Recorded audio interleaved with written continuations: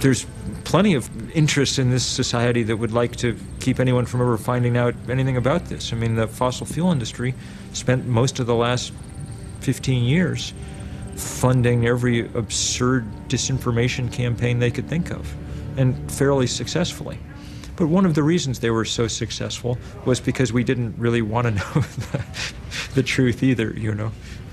It's a good deal easier to lie to people when they're happy to have you lying to them. It's extremely threatening to us because more than any country on Earth, we've taken the logic of cheap fossil fuel and run with it. More than any place else, our lifestyles reflect that dependence on cheap oil and cheap energy. We live in huge houses, we drive huge distances. We're going to feel that pinch if we start to change. We've become highly individualized. That's what it means to live two people to a 4,000 square foot house and quarter mile from your nearest neighbor on some enormous subdivision. Our culture in this way is unique in that we're completely atomized and isolated. Most folks who are born here and live here their whole life, their very neural connections in their brains are formed within a very high energy, high tech society. And now, let's say in the last maybe 20 years or so, as our society has sort of become too complex for its own good, more and more people, because they're kind of getting tossed by the wayside, I don't know, they start thinking, well, something's not right here.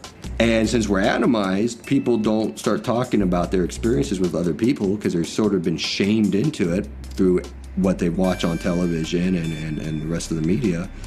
And so you've got a lot of people who are sort of, the greater society is not serving them, and they're sort of feeling left out, but they're not talking to anybody about it because they think they're the only person or they're somehow in a minority, and they're actually more in a majority than in the minority. From about 1830, when our first data that's of any value starts, to about 1970, in every decade, actually including the Great Depression, average real wages in the United States rose, some more than others. But the 1980s and the 1990s are unique because they didn't. And so it's an unprecedented, extended crisis in the middle class real wages of this country that we're now in the third decade of. There's definitely a connection between the stagnant to falling real wages and the oil shocks and oil peaking in the mid-70s. One way that you can systematically redistribute the wealth of a society is to have the wages that the mass of people earn not rise as fast as the things they buy. So their nominal, their dollar wage, what it says on your check, that may be going up, slowly, but going up. The problem is your real wage, or what you can buy with your money, doesn't. This is easiest and most commonly done when there's an inflation. When the prices suddenly rise so that in order to keep up, your wages would have to zoom up. But when we suddenly have a surge in prices, which we did in the mid-70s with oil, it's very rare to see a whole lot of big wage increases because corporations are pinched by the rising cost of energy. And this pushes down what people's wages can buy.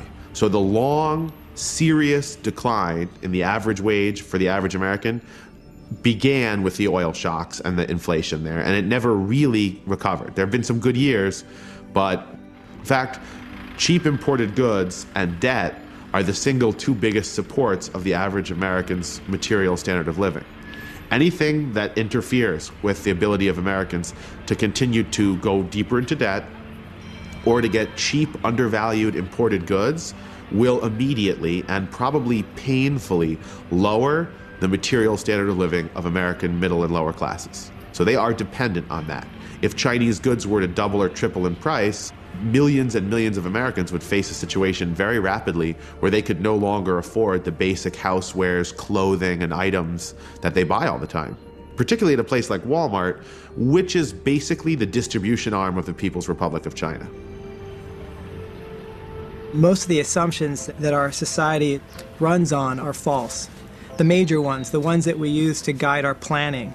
And these then lead to habits that we have that lead to a very unsustainable lifestyle. We've got a front end and a back end. And the front end goes in resources and the back end comes out waste. And that transformation that happens in our bodies is what allows us to develop and grow. But As an individual, we all reach a certain growth phase where we reach maturation and then we decline.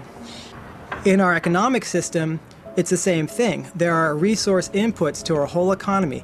Every widget and gizmo you hold has stuff going into it that got mined from the earth and transported to a factory and churned into something that we now use. And all that produces waste. And that waste we call pollution. So we have this economic system which has resources going in, pollution going out, and the assumption is it can always get bigger. And the problem with that is that is impossible. Absolutely physically impossible. And yet we set up our institutional frameworks, our financial frameworks, and our habits and expectations as individuals based upon the availability of fossil fuel energy. And so we developed a culture that reinforces the idea that we can always get more.